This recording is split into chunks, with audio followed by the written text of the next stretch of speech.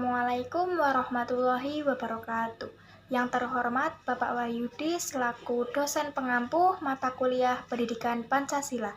Perkenalkan, nama saya Farah Nur Amelia dari kelas 1A dengan NIM K7223042. Di sini saya akan menyampaikan materi tentang proses perumusan Pancasila sebagai dasar negara.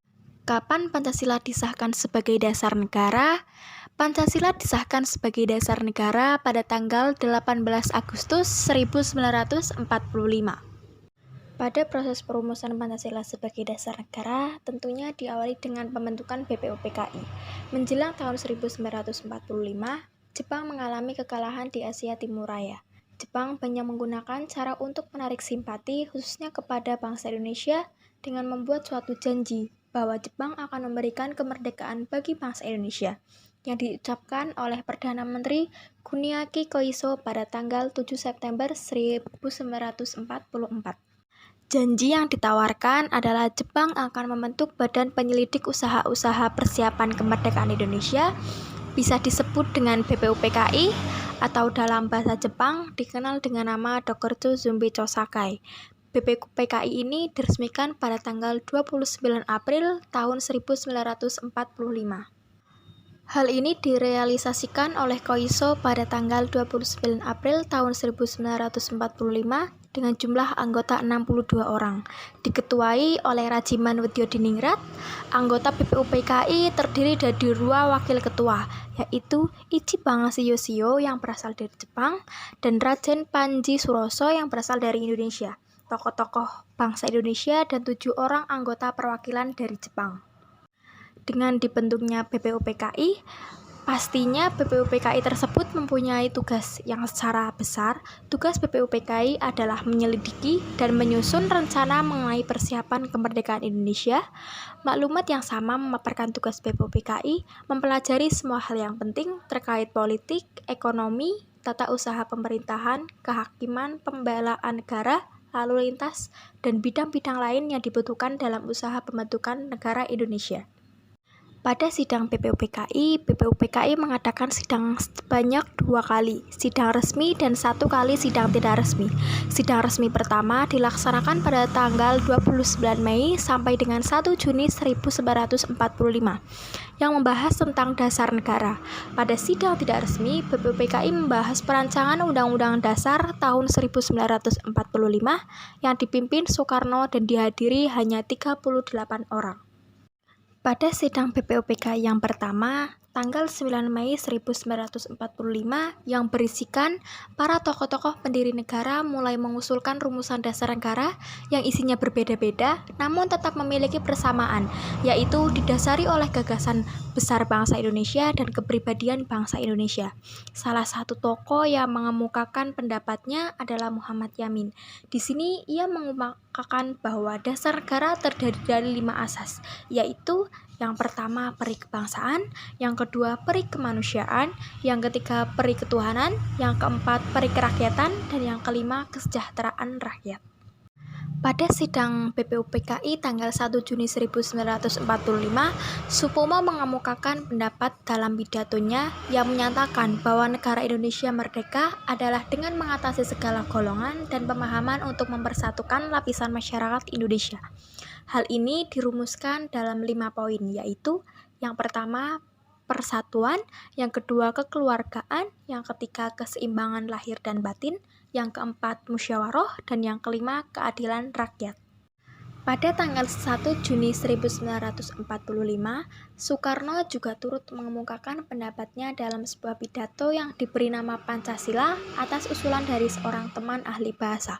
Rumusan dasar negara dalam 5 sila tersebut yaitu yang pertama kebangsaan Indonesia, yang kedua internasionalisme atau peri kemanusiaan, yang ketiga mufakat atau demokrasi, yang keempat kesejahteraan sosial, dan yang kelima ketuhanan yang berkebudayaan.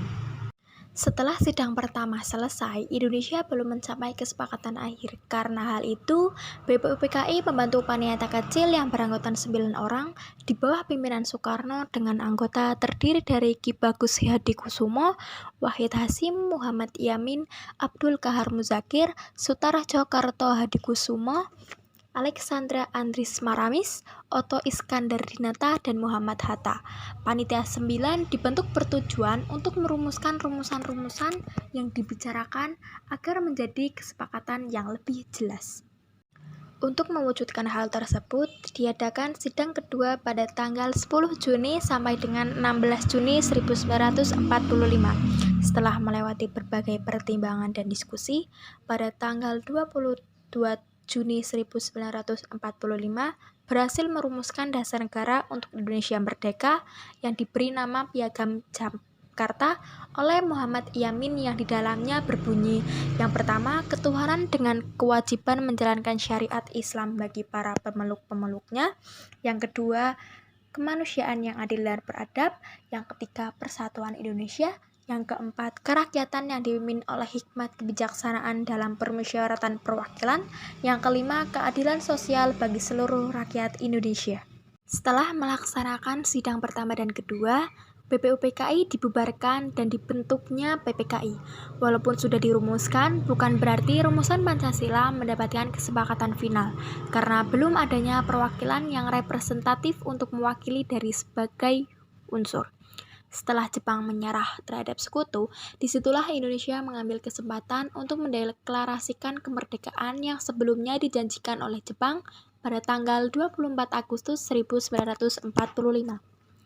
Berakhirnya kerja BPUPKI pada tanggal 7 Agustus 1945, dibentuklah Panitia Persiapan Kemerdekaan Indonesia, bisa disebut dengan PPKI, pada tanggal 9 Agustus 1945. Diketuai oleh Soekarno dan wakilnya Muhammad Hatta. PPKI ini bertujuan untuk mempercepat persiapan kemerdekaan Indonesia, dan panitia ini terdiri dari 21 orang.